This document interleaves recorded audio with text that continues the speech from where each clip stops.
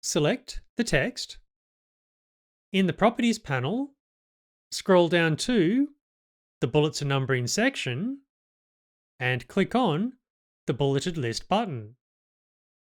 To change the bullet character, click on Options and make sure Preview is turned on. We can click on these defaults, but let's make our own. Click on Add, and we can choose any character from this font. Choose another font from this list, or if you know the name, just start typing it in. Let's go for the good old Wingdings. Press the Tab key to commit the choice, not the Enter key, or you will close the dialog box. Let's choose this sun character. OK. Select it and check it out.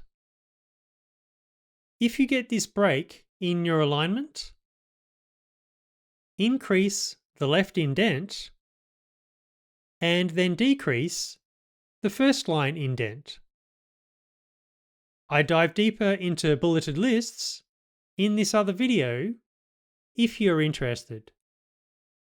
I hope that helps. Catch you later.